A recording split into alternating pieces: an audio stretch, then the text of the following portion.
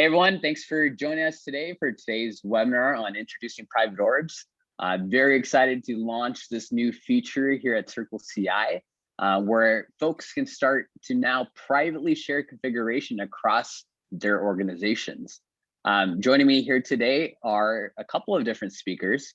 Next slide, please. Oh, previous slide. Yeah, we have Angel from the developer relations team. We also have Stella, Kim, and Kelvin Lee, both senior software engineers that have built out our private orbs feature. And I'm joining here from the product marketing team as a moderator. So I'm very excited to kind of jump right into what private orbs are as a feature, why we built it, who we've built it for. And I will be moderating this entire conversation that we will have with everyone that's online with me. Please hold your questions, or feel free to submit your questions into the Q&A, and we'll be sure to get to all the questions at the end of this conversation. So without further ado, let me go ahead and transition it off to, or rather hand it off to Angel on our developer relations team. I think transition was the right word, but thanks, Nick. Yeah, really excited to be here today and, showing off all these new features that we created with private orbs. It's been a long road. I was here. I just started with CircleCI when they had deployed or released the original orbs. So it's really cool to see it evolve into what it is today, and all the hard work that Stella and Kelvin have put into this. So yeah, there's a quick agenda of what we're going to talk about today. I'll do a quick little intro into CircleCI, talk about the company, some of the things that we're up to, and then have a little intro into kind of continuous delivery and how that all ties into orbs, and then have Stella and Kelvin jump in and talk about all their hard work and the awesome features that they produced with private orbs. So yeah, here's basically a quick kind of mission statement regarding CircleCI. And essentially, what we provide is a platform and a service for developers to essentially implement CI/CD tooling into their day-to-day workflows and software development lifecycle processes. The special thing about CircleCI is we're cloud-based, right? So the developers don't have to worry about implementing any kind of CI/CD infrastructure and managing all that, because as we all know, right, the more infrastructure, the more development tools that you add to your processes, it kind of sucks, right? To have to manage all that infrastructure. And then on top of that, if it goes down, if your CI/CD infrastructure goes down, you're going to have issues. And that's not a place you want to be, now that especially with the critical implementations and the criticality of the continuous delivery processes. Anyway, a little bit about more about CircleCI. We were founded in 2011. We're about 450 employees now, and we span across 5 continents. We're currently the world's largest shared CI/CD platform, which is pretty awesome. And currently, we're building about 2 million builds per day on the platform. When I started, it wasn't that high. I can tell you that, which is pretty awesome that we're up to that number now. We got tons of customers, from small startups to the big box type enterprise companies, right? So we have a nice diverse group of developers building on our platform daily. So this diagram is just intended to kind of show you where CircleCI sits in a developer toolchain. So if you look to the left, right, we're actually that's the creation process. That's the process where developers are actually writing code, making changes to their code, and then submitting that right over to CircleCI so that we can build, test, and do all the things in between to get that code pushed over to the other side and shipped to production, right?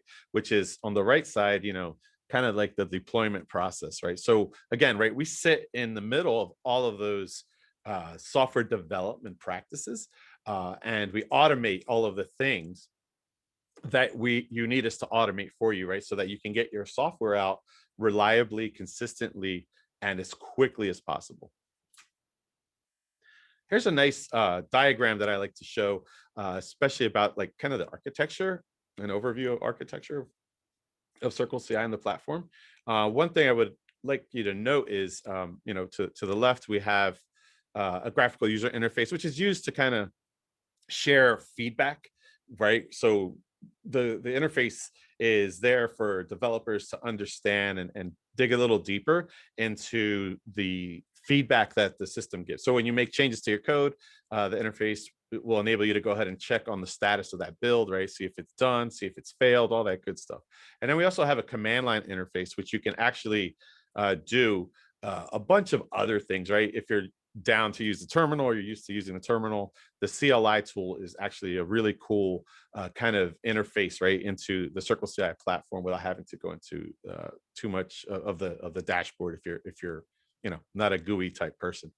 The other thing is sitting there to, I guess, the middle of the screen is a little block there of Orbs, which is what we're going to be discussing today. But again, right, it just ties into how everything gets orchestrated within the platform, or defined and orchestrated, I should say. And yeah, again, this is just a nice quick overview of the architecture of the platform. So let's talk about continuous delivery, which is essentially the practice, right, of building, testing, and delivering any and all of your code changes, right, to whatever target environment. So if it's a Kubernetes cluster or an AWS Lambda function, right? Doesn't matter what you're doing. Continuous delivery is just, again, a practice that kind of enables you to understand what your software development life cycles and how to automate them. Now, CI/CD is essentially I guess a sub kind of concept within continuous delivery, and it's composed of two different concepts as well. So I guess there's a hierarchy there, but the acronym stands for, the CI stands for continuous integration, and then the CD portion of CI/CD stands for continuous deployment. Now, with the practices of continuous integration, right, it's just the way that teams are developing software. One of the key elements to continuous integration is that developers are constantly and frequently pushing their legitimate code changes, right, to a shared repository. And what happens there is there's a couple things, benefits to that is when you're pushing your code often, you're allowing your teammates to actually understand and actually see the changes you're proposing, right? So if they pull those changes into their code base, they're able to see how the work that you're doing is going to impact the work that they're doing, right? So that's one of the benefits of continuous integration.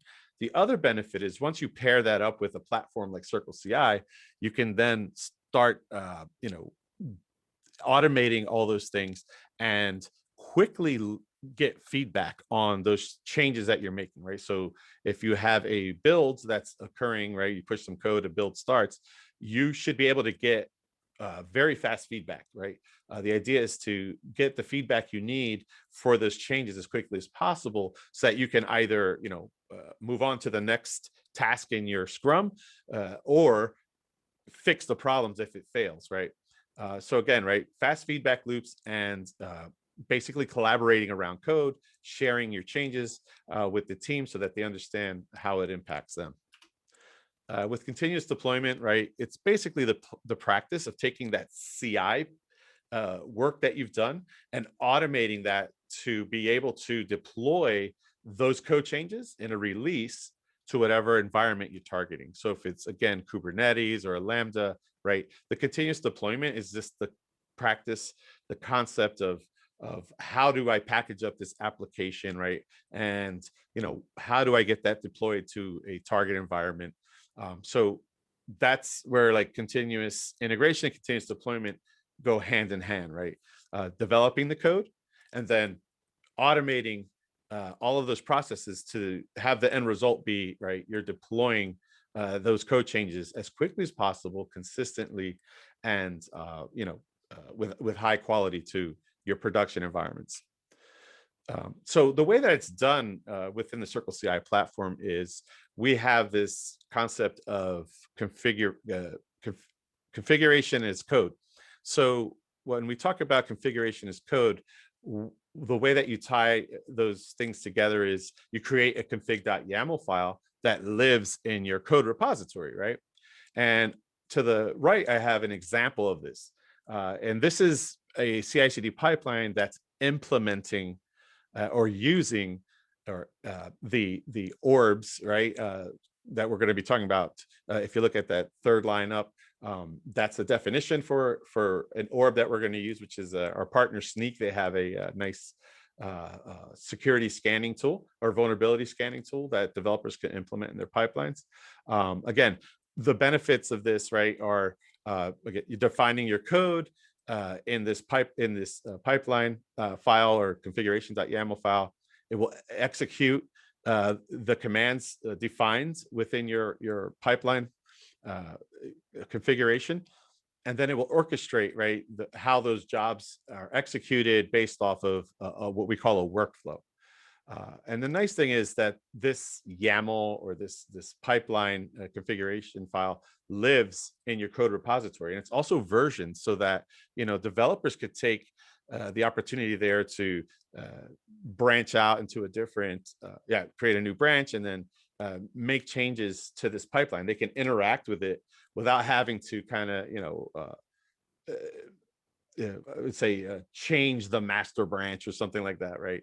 They can do things in isolation without breaking your production CI/CD pipelines. So, this is beneficial when they have to make changes or add new functionality to the pipeline. They can test it in isolation without impacting any of your production level stuff, right? So when it's ready to be merged, it's just a simple like pull request merge, right? No different than any other kind of code. And finally, right, as you can see, if you're familiar with YAML, our config.yaml file is based off of the YAML syntax. And this here is a just quick kind of, display of the different elements within a CircleCI pipeline. So this is just showing you all of the different, I guess, objects and elements within a pipeline. And these are just concepts, right? So we have this concept of pipelines, which is essentially the entire, I would say the entire category or end-to-end definition of your workflows and jobs, which workflows just coordinate all of those jobs and the commands within those jobs, right? So it's just a little hierarchy, kind of give you a feel for what kind of elements we're dealing with within the CircleCI platform. So as I mentioned earlier, YAML, right, is the syntax that we use within our configuration as code config.yaml file. Some of the issues with YAML, though, right, we've identified a couple of issues with YAML. Number one, YAML is not a programming language, so it's a data structure. And what tends to happen is developers see like they're executing commands or defining command execution statements within YAML, but it's not really a programming language, right? The only time that command is executed is once it hits the runtime on the CircleCI platform. So, it's a love-hate relationship that people have with YAML. But one of the other huge limitations of YAML is the syntax that we're defining within the config.yaml files are not, the YAML doesn't have a reusability, a great reusability kind of mechanism, right, within that data structure. And that kind of makes sense because, again, right, it's a data structure. So what we've done with that, though, is we also defined some other configuration pipeline problems that I'm going to address here. So remember, we're a YAML based configuration, configuration.yaml file. So we're a YAML based syntax. We have limited reusability. And that limited reusability results in developers wasting time because of the redundant patterns within YAML, right? So because there's no reusability, you have to kind of keep, I would say, cutting and pasting or reusing the same kind of syntax in those configuration.yaml files. And that tends to create immense, what I call syntax volume, right? So your config.yaml file starts becoming huge, right? In the amount of lines of code in it, because there's a lot of redundancy, right? And a lot of times that redundancy, all you really need to change is a couple of values in those command statements. And, as you can tell, right, things just grow over time. And eventually, as time evolves, those pipelines become more comprehensive. And with that, reusability limitation within YAML creates almost an unmanageable type of functionality, right? So like it just grows and grows and grows, and then becomes very unmanageable to kind of, interact and navigate through the code base within your pipelines. So what we've done to kind of help with that reusability piece is CircleCI has also implemented this concept of pipeline parameters. And pipeline parameters are essentially similar to object-oriented programming classes, if you're a developer and familiar with those concepts. And basically, it enables functional abstractions, right? So parameters can have things like data types, default values. The nice thing with pipeline parameters as well is that it's YAML based, right? So you don't really have to kind of switch gears when you're defining these things in the config.yaml file. Also, with the pipeline parameters, they provide an inline encapsulation, right? So this is kind of like going into solving that YAML reusability problem within the syntax, right? And yeah, it just enables you to kind of start reusing, encapsulating functionality and then reusing that throughout your CI/CD pipelines. So, essentially it's what it's going to do is it give you a centralized management of that functionality within a file, right? And it should help with reducing the amount of volume or lines of code within those config.yaml files so that you can easily manage and navigate through your pipeline code. So there's another issue though that, once you have that parameter, if you implement the CircleCI parameter pipeline parameters within a file, that's great, right? You've kind of isolated or fixed the problem within the code repository itself. But let's say maybe you have 100 repos, which is common in some of our customers' operation. So for every repo, you'll also have a config.yaml file, right? And then imagine that you have some functionality. Let's say it's an AWS S3 upload in every configuration file or every process that you define for your CI/CD pipelines, right? Now you have 100 repos, 100 configuration files, and God knows how many different calls to an AWS upload, right? So things can get quite cumbersome and confusing when you're running things at scale, right? Eventually, your pipeline configuration files will become voluminous and comprehensive, and then running things is difficult at scale.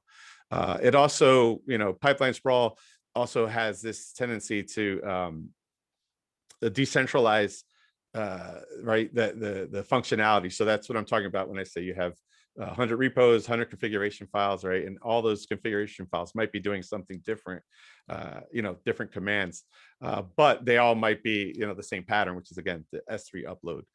So that creates inconsistent functionality across repos and pipeline configurations, which again, is really, really difficult to manage.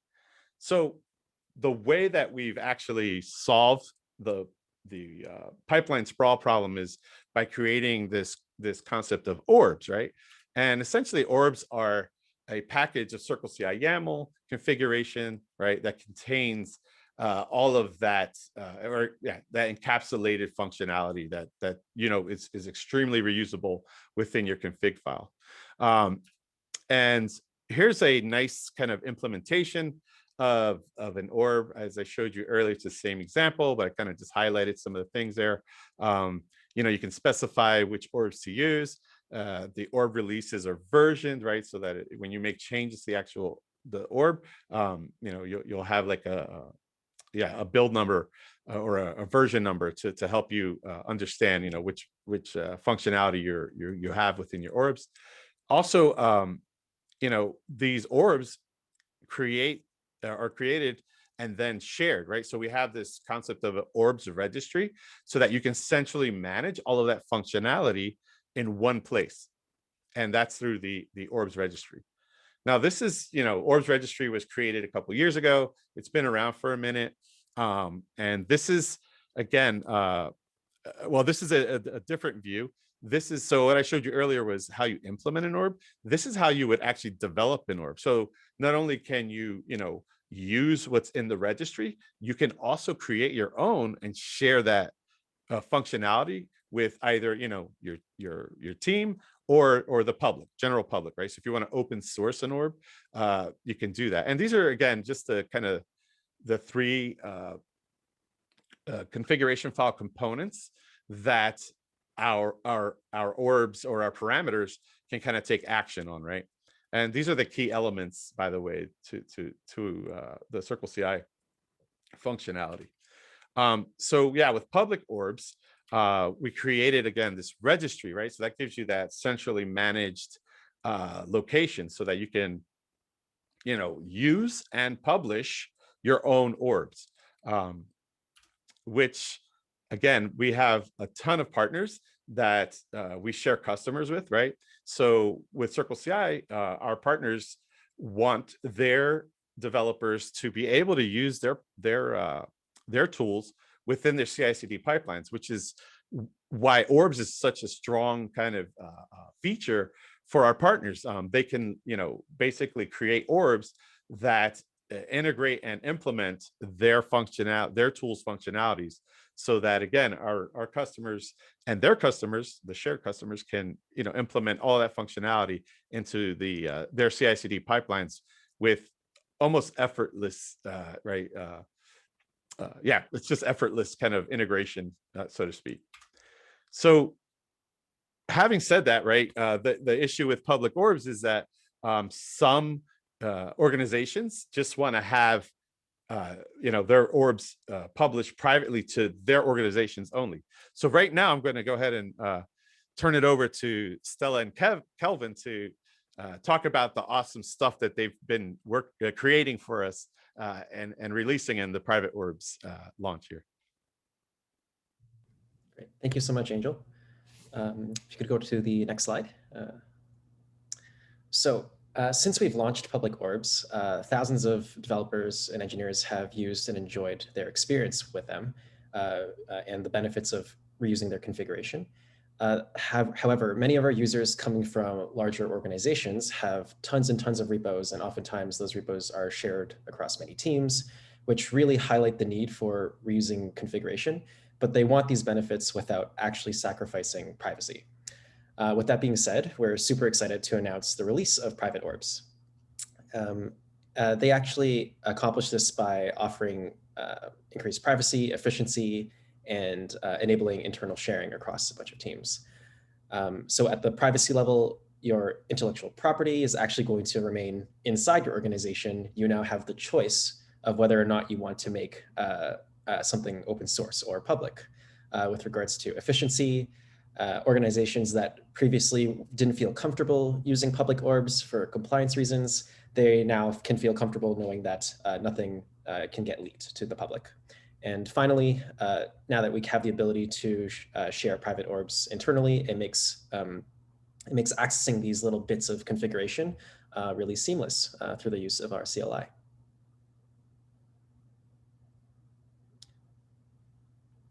Oh, sorry, I think it's the previous slide.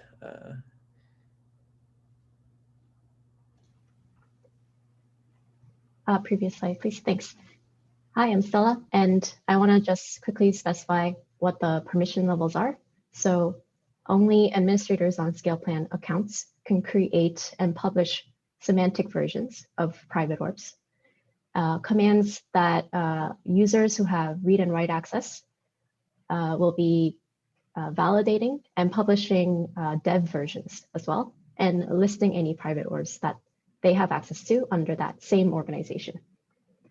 So to reiterate, you don't have to sacrifice standardization across multiple projects. You can now use private orbs to safeguard your intellectual property. All right, with that, we'll take it to the demo. Great, thanks so much.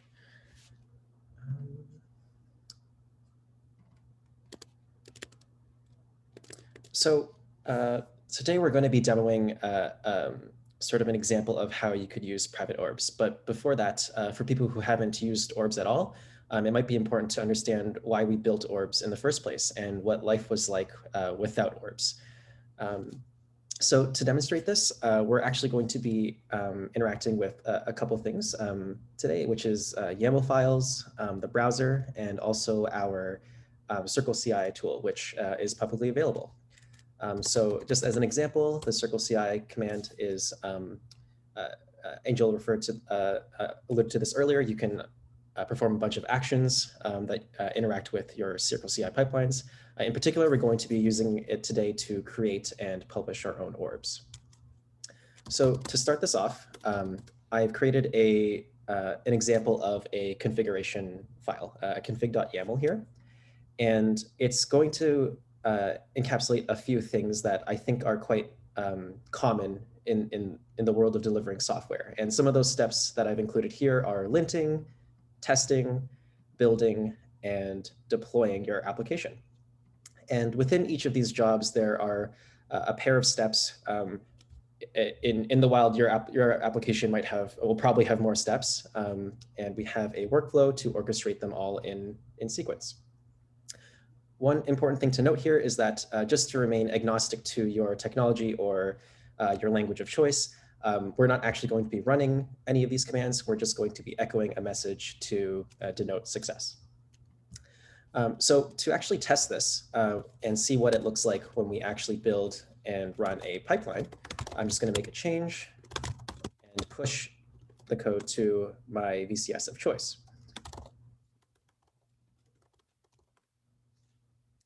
And there is a convenient command in the CircleCI CLI that's called CircleCI Open, which will automatically open the current project in the browser. And this is the CircleCI backend or platform where you can see all the previous workflows that you've triggered. And here's the one that I just triggered 13 seconds ago. And if we click into it, you'll see that I have my 4 jobs: lint, test, build, and deploy. And if we click into one of them, you'll see that the 2 steps that I declared, installing the linting tool and running the linting on the root directory, were both successful. So this is what it looks like if I just wrote a config file without Orbs. So to demonstrate the use of Orbs, I'm going to go to a different branch called Life with Orbs. And here, what we see in this branch is a config.yaml file that is identical to the one you just saw. The only difference is that I also have an orb.yaml. So Angel said this is how you would actually implement orbs here in the config. This is how we're actually going to create our own orb. And in this particular example, I've instructed the orb to have 2 commands called lint and test, as well as a single job called lint-and-test, which I will loop back to. But the important thing to note here is that the steps in my orb are identical to the ones in my config. So this is where the encapsulation will occur. Once I create this orb, I will be able to use these commands in any configuration of my choice. So this is just this is the source of my orb config that I'd like to push out into the world. In order to actually do that, I'm going to need to do 2 things. The first thing is creating the orb, and the second is publishing a version to it. So to create an orb, there's a command called CircleCI orb create. And in the usage documentations, it says that it takes a single argument, which is a combination of a namespace followed by a /, followed by the name of the orb that I want to create. In most cases, your namespace is going to be your organization. I'm going to be using my GitHub username in this case. So I'm going to say CircleCI orb create, Kelvin KFLI, which is my GitHub username. And the name of the orb I'm going to create today is demo. It's going to prompt me saying, are you sure? Once you create this orb, you can't change the name, or it's extremely difficult to. And I'm going to say yes. And what it will show me is that it's an error because I've already created this orb ahead of time. If you were to create this orb for the first time, it would say success. The next thing we want to do is actually publish a version to this orb, because orbs can have different versions. They can be updated and maintained just like any open source package or software. So to do that, I can do CircleCI Orb publish. And this time it takes two arguments, the first of which is a path to the configuration file. And the second is the orb the reference to the orb that we just created. So to demonstrate, we can do CircleCI Orb publish. And the path is going to be the orb.yaml file in the root of this directory. And the orb is the one I just created. So that's my namespace followed by the name of my orb. And I'm going to give it a arbitrary summer version of 1.0.0. And just like before, I've already published this version ahead of time, and it'll say the orb revision already exists. So let's assume we've run these two commands. A question you might be asking is, how do I verify that this orb is actually published and available to the world to use? And we can do this through a couple of methods. The first of which is through our CLI. There is a handy method called orb list, which allows me to list all of the orbs that I've created and published in the terminal right here. So we can see that we have the demo orb that we just created here, and the latest version is 1.0.0. The second way of seeing the orbs that you've created is through the orb registry. This is the website for the orb registry, and we can actually filter all the orbs that have ever been created, and I can filter down to the orb that is over here. So if we wanted to see the source, this is exactly what was seen in the editor a few moments ago. So now that we've verified that our orb is published and it's accessible, we can actually start using it and start encapsulating these steps and making our config a lot smaller, trimmed down, and much more easier to read. So the first thing we're going to do is declare the orbs keyword. And within that, I'm going to give a name or alias by which I can reference the orb I'm using. So I'm just going to use Kelvin as my orb. And the orb that I want to use is going to be demo at 1.0.0. So what this allows me to do now is I can access the commands directly. So instead of explicitly declaring my steps like run this command, I can simply just do Kelvin/lit because the commands are going to be embedded in that command, or the steps rather are going to be embedded in that command. And same for testing, I can replace these two steps with the Kelvin/test command. And what happens here is if I run with commands, if I push this change and we view it in the browser, there should be a new workflow that's triggered. And these two should be functionally identical. And just to show that that's the case, you'll see that we still have these two steps, installing the linting tool and running the linting in the directory, but we didn't explicitly declare them. They were interpreted from the orb command that we used. So that's one way you can use orbs. However, we also exposed, in addition to the commands, we also exposed a job through our orb. So this is like a higher level of abstraction. We can actually expose entire jobs from our orbs. So what I've done here is we have a lint and test job. And I provided an executor, which is basically what machine do I want to run this job on? And the steps included are the lint and test commands that are declared above. So what this means now is that I can actually get rid of all of these self or explicitly declared jobs, lint and test, and I can replace them with the one from the orb. So I can do lint and test, and build requires that linting and testing has passed. So I'm going to replace this as well. And we're going to push this change with jobs.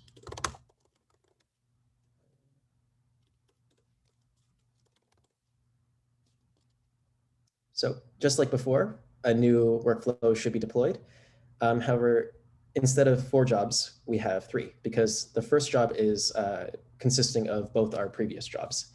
So if we clicked here, you'll actually see that this job has a combination of all of our previous steps. So the 2 steps involved with linting are here, and the 2 steps involved with running our tests are also here.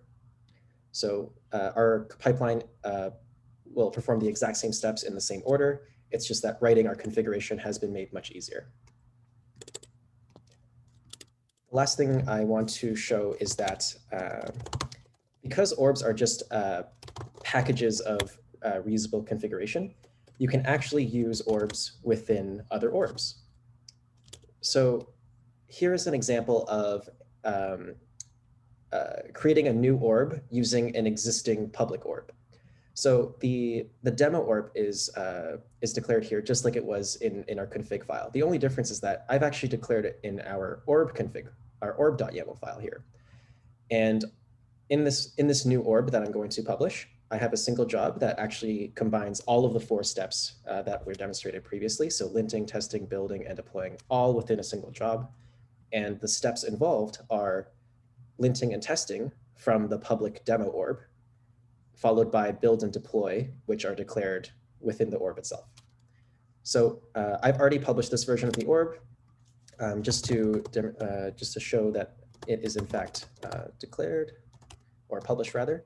I can do orb list in my own namespace, and we see that I have orbs with orbs here.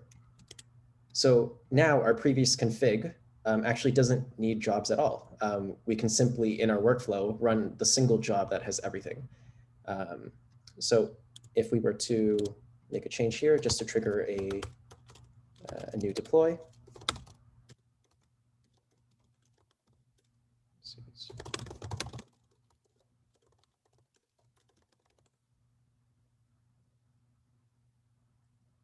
we should see that we have a new workflow here with a single job. And within this single job, after the environment spins up,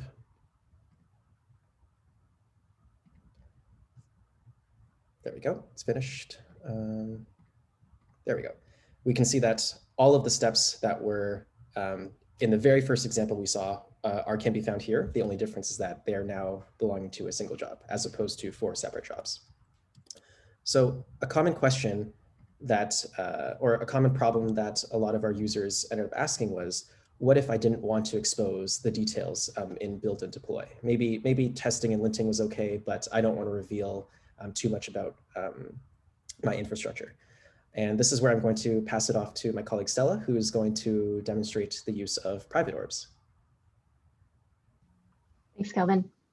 So I will show you the key differences in creating private orbs. So this will be a repeater of a lot of the commands you've already seen. I will share my screen. All right. So as you have pointed out, Kelvin, thanks for pointing that out. Perhaps some of the infrastructure information you don't want to share publicly. Perhaps you simply don't want to maintain an orb open source and have to address it regularly. So that might be a use case for private orbs. I have an example here, which also similarly just echoes out a message. Now, I've intentionally made some YAML mistakes here because one thing you would be interested in doing is validating your orbs before publishing a version. So I'll do that quickly here. There's a few linting things to keep in mind. The critical one I'll address and show you what that might be like.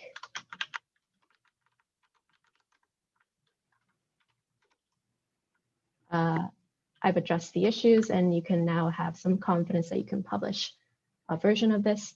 But before that, of course, I want to create for myself on the CircleCI servers a name for this orb.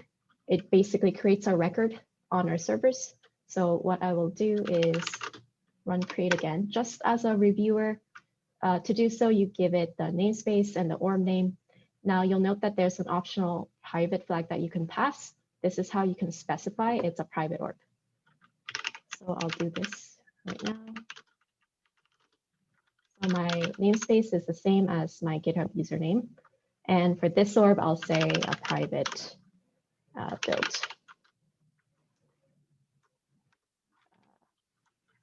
Sorry, that didn't pass the private flag, of course. The confirmation prompt really helps because you can cancel it if you've made a mistake, as I have. All right, So now it gives me a confirmation message. This is slightly different from when creating public ones. We just reiterate that it won't be available for use outside your org and won't be listed on the registry. So to quickly check that, I will go to the list here. I'll just requery to give you a double check sanity. All right, so as you can see, it's not listed on the public registry. I don't even have private ones, so you see nothing there. So now what I'll do is go back to my YAML. And I'll also note that within my config, I'm going to hopefully start using my private orb. Also, I'm using Kelvin's public orb example. As a reviewer, I'm using his job, which has every step with linting and testing and building and deploying. And then I'll show you how private orbs will work for me within the organization. So after having created myself an orb name on CircleCI server and validating my orb file, I'm going to publish a version. So this command works exactly the same. There's no need to pass in an optional flag for private orbs at all. So I will publish a version. The path is this, and the orb name is, I will be using what I just created, private build. And I'll just say that it's the dev version and the first one. So one thing to note, any user in your organization has permissions to publish a dev version.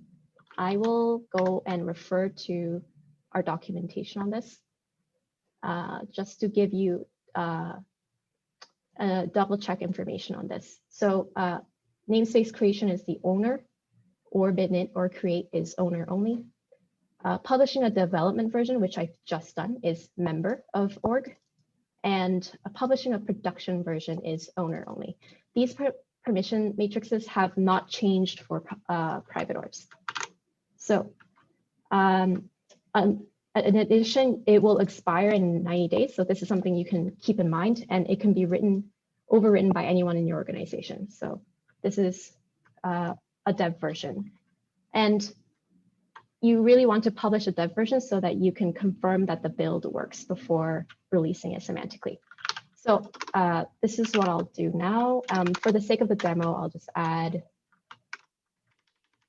comment that Kelvin has done.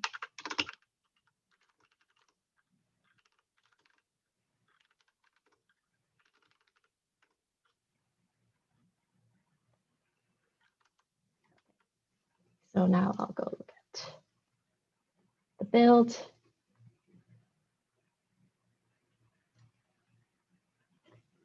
This is mine here. And the echo is working correctly. All right. So I have my dev version. I've tested it out in my workflows. So now I can, as an administrator, publish a semantic version.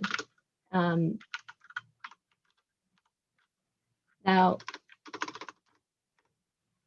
reviewing the publish command again, you can choose to promote it to a semantic release. And to show you how to do that, the parameters are the orb, the segment, which you can specify, whether it's major, minor, or patch. And I will proceed to do it now.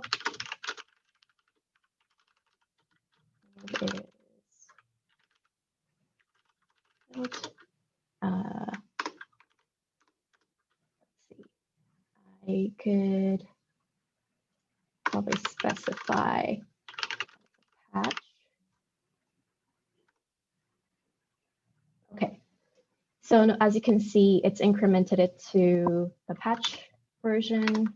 Now I'll demonstrate how perhaps other users in your org can look at and check that there's a actual semantic release. So orb list command you've seen before as well. This gives you, of course, public ones, open source ones. Now, if you pass in the optional private flag, you should be able to also then specify a namespace. I have no public ones, by the way. There's 15 private ones I've made. A lot of them are not published. Some of them have a semantic version. And so what I will do is, because I've just made another one, this is it right here. I'll now go ahead and use that in my config and show you that it works properly. All right, so I've added it to my config. Now I'll confirm that this works.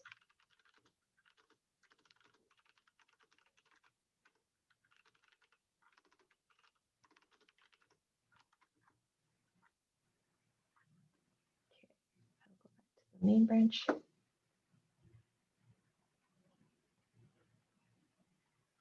right. Great. So it's clear that because I'm within the same org, I'm able to use the private orb that was created by an admin in the same org. Now, I want to clarify what happens if anyone attempts to, say, use a private orb outside of your organization.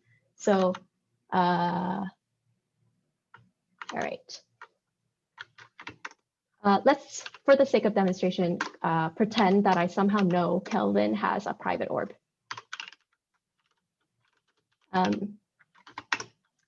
So I believe it's test2 at Kelvin. Do you mind confirming quickly if it's that? Yes, that is in fact my test private orb. Thanks. So I've added it to my config, and I try, even referencing it should actually fail. So let's try this out.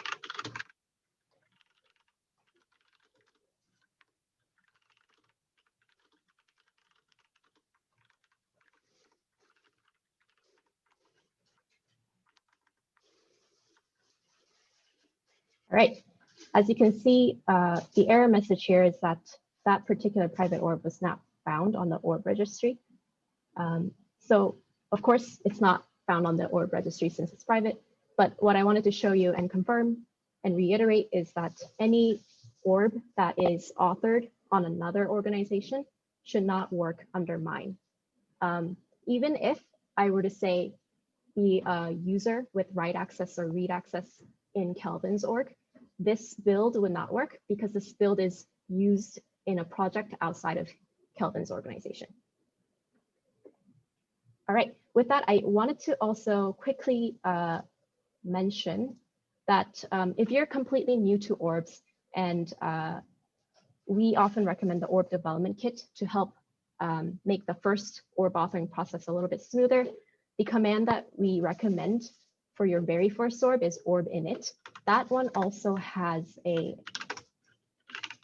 option to pass in a flag private. So you can use that as well to use the developer kit. What it does is help automate everything so that you can directly update release versions according to where you're storing your orb YAML files on version control. Okay, so that concludes our demo. I will go back to the slides.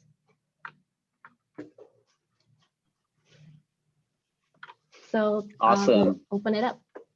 Yeah, no, thank you, Angel, Stella, and Kelvin. And I hope all of you enjoyed the presentation that we had to give today for private orbs.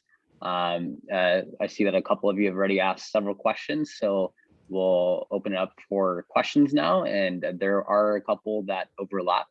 But yeah, I'm going to start addressing or reading out these questions, and hopefully one of us can address these. So we'll start with the first one here. And this question entails, what happens when I'm a user that belongs to multiple organizations? And then also, I guess there's a second part to that question. Can I use a private orb in a different organization since I belong to many organizations? Does anyone want to take that one? Sure, I can take that one. So to make sure it's clear for everyone, even if I were, say, a read access user in our example, Kelvin's org, I would not be able to use his private orbs in my workflows if that project is under a different org. So even if I were to have access to Kelvin's projects, I could use the private orbs there, but not outside of his projects under that org. Awesome, thanks, Stella. And then going to the next question here, it's around once a private orb or namespace is created, can it be made public, or vice versa? Can a public orb, someone has made it, or this user has made it, can it be made private later on? Yeah, I can answer that. Currently, no, either of those options are not possible, mainly because it's especially with going from a public orb to a private orb, it would be unfortunate to revoke access to people who already depend on that particular orb. So that is not currently available. Awesome, thanks, Kelvin. This one's around who has the ability to create private orbs at my organization. And then if I have multiple administrators, are they all capable of creating private orbs? And there's also a similar question around, do I need admin level at an organization in order to publish an orb? Yes, so that was, if I were to go back here to the permission matrix, this is all documented in our 2.0 docs.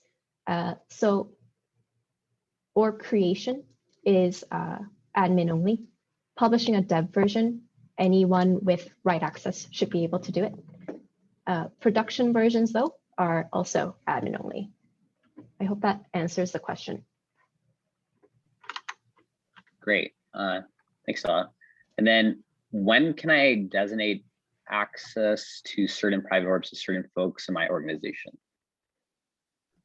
So currently, that level of granularity of access is not available with private orbs. Essentially, if a user can view private orbs within an organization, they can view them all. There isn't yet the ability to say, I want this subset of users to view this subset of private orbs, and this subset of users to view another subset of private orbs. So if you can see private orbs within an organization, you can see all of the private orbs.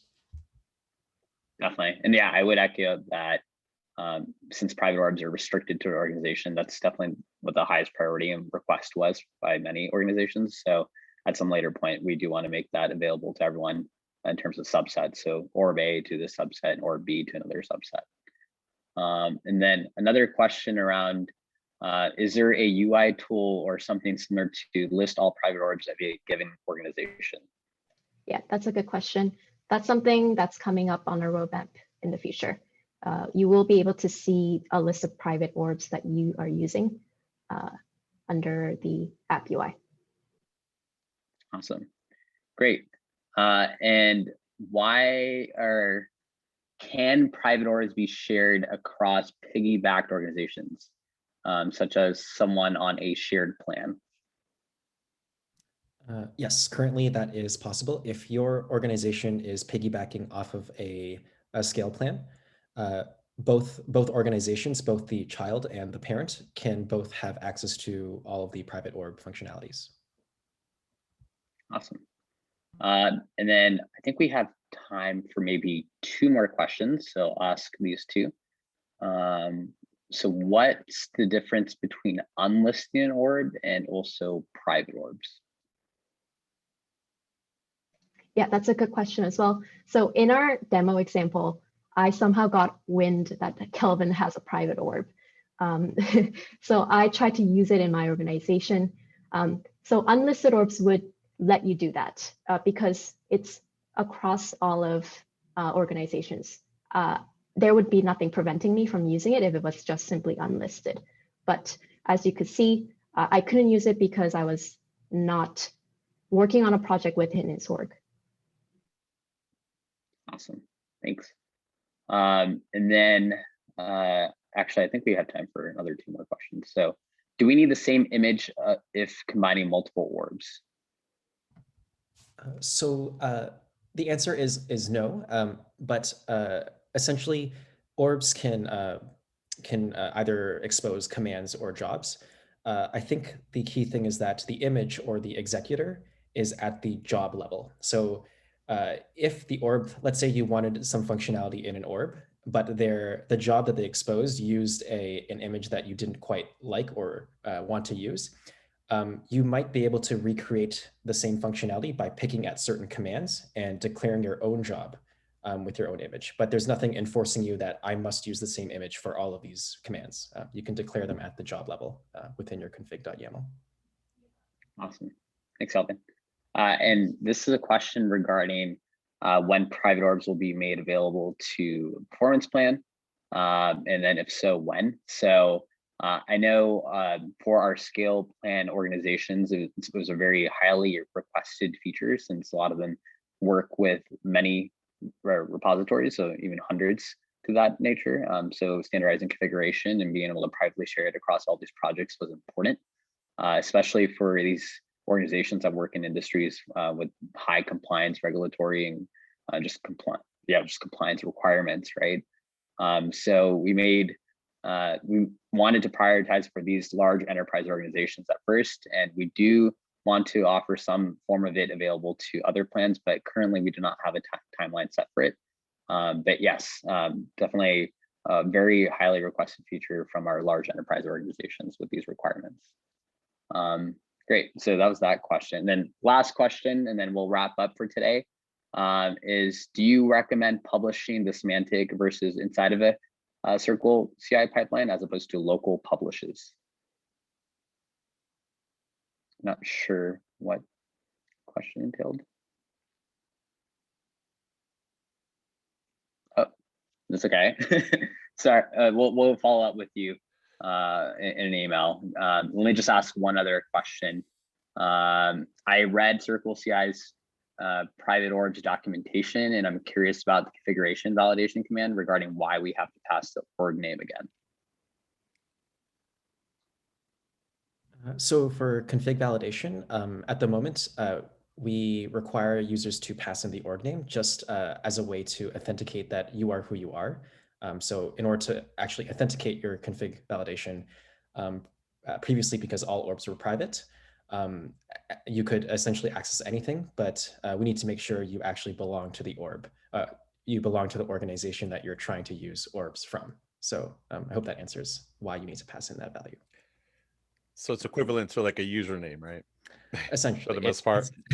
It's like a missing piece to allow us to identify you are who you actually have access to what you're trying to access. Yep. Great. Yeah, and then thanks everyone. If we can just skip to the next slide real quick. I just wanted to real quickly wrap up. We do have resources available if you do decide that you're interested in learning more about private orbs. So we have a couple of the URLs or bit.ly links indicated to the right of each. There's a demo video available on YouTube of how to author an orb. So Stella actually created that, so really appreciate that, and discuss post as well. We also have an announcement blog. And just more generally, in terms of if you haven't engaged with CircleCI, you can check out one of those links as well in terms of migrating from other tools, tutorials on how to use the CircleCI platform, and so on and so forth. So yeah, just real quickly, wanted to thank you all for joining us within this conversation of private orbs. We really appreciate you taking the time to check it out, and I'm very excited that we have this available within CircleCI's platform as an available tool to not only help you all, but shorten your time to production. So thank you again, and have a great rest of your day. Take care. Bye. Thanks, everyone. You.